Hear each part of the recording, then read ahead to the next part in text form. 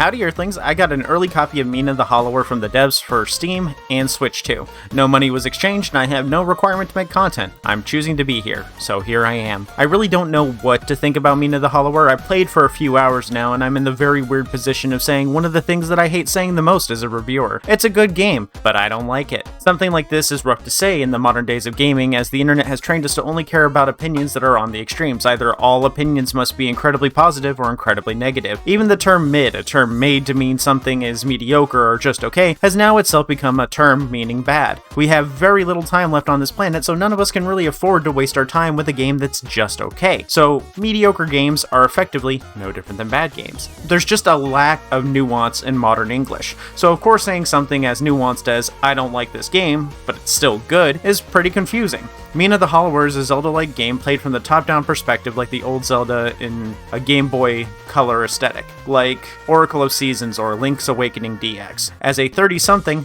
this should be made for me, but in practice I found this game to be pretty unfun, and that's due to the way the movement and combat works as well as the Souls-like mechanics that are tacked on. It also lacks tutorials. Even in the press release info, they told me to go looking through the manual. Normally a tutorial isn't needed because most games play the same, but this game is very unlike a lot of its influences, so it genuinely needs one. So 6 years making this very unique game, and they couldn't squeeze in a toot or two. The movement is very weird, and I think they low-key acknowledge this because they have options to make it optional. You can disable the pitfalls. What you do is you dig, and you hold the dig button, then you let go just before the ledge for a longer jump. It's straightforward, but it adds an unnecessary level of separation from the action, and jump platforming from a top-down perspective just doesn't feel good. There's a reason why most games from this perspective don't have a jump. It's not because no one thought to do it, it's because platforming like this feels pretty terrible. So to add another level of separation through the dig, then jump, just makes it feel that much worse. This dig is also your dodge, and you have to use it pretty far in advance to avoid the hit, almost like half a second. It's just very annoying, again adding a level of separation that was not needed. All the starting weapons attack on the main 4 directions, and in straight lines, you'll often hit an enemy just for them to be knocked down or up out of your way. The weapon should have a swing, like at least a small arc in front of you. This gets worse when you incorporate flying enemies and targets, so you're incorporating that clunky platforming into the combat. Then the Souls-like mechanics just feel like an afterthought, like they had to check the difficulty box, and yeah, a lot of this stuff can be turned off, but it makes me wonder why it's there at all if they were going to make it optional. In general, the game is pretty hard, and I have no issue with that normally. I love Dark Souls, I beat them all solo, and I played Elden Ring and Night Rain at launch. I have no problem with difficult games. I have a problem with difficult games that don't feel good to play. There's also an immense lack of direction. You'll spend a lot of time wandering, and again, in the press document, they say if something is too hard, it's because you're in the wrong place. But a gamer naturally seeks a challenge, so getting someone like my wife to admit something is too hard, well, you'd have a better chance of dodging raindrops. I personally have no problem with admitting something is too difficult for me. The problem is figuring out whether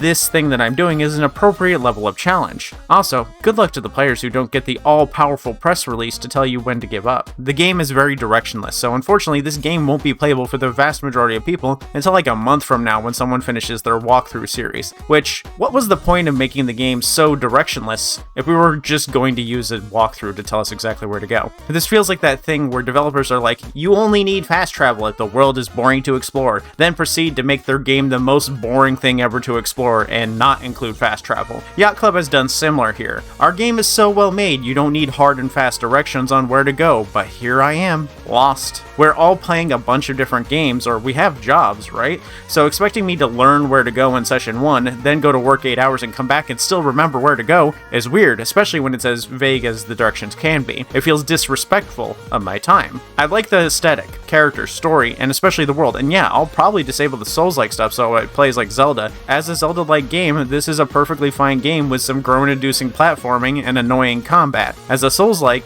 it's very frustrating. It feels like they couldn't agree on what they wanted the game to be. But I also know I might be the outlier on this one. There are going to be a lot of people who say this game was made just for them. I know this is a good game, it's just not a game that's for me. I don't think that's controversial to say either. There are sports games that are good, but you'll never catch me playing any of them. I can dislike a great game the same way I can love a bad game. I guess I'm just saying that if this game isn't hitting for you, it's not just you. Maybe come back to this one in like 3 months and play it with a video walkthrough. Thanks for watching, and thanks to my supporters on Patreon and members on YouTube like Mike, Luis Fernando, Ilwes, Alter Ego, Nightmare Wuna, Freya Games, Gezro, Am, Nebazid, Aspirin Artist, Paper, Fey Penguin, Momentary Unicorn, Nat, Marius, Yini, Warm Syrup, Rask, Beeve, Colorado Blue, Vaderson, Linky, Eddie14, The Ace of Raccoons, Blackjack, Rask again, Willie Pete, TG Dante, Linky again, Astro Pixie YT, and Malding Brick. I'll see you all later. I'm going to get irrationally irate at the cutest game I've played this year. Bye!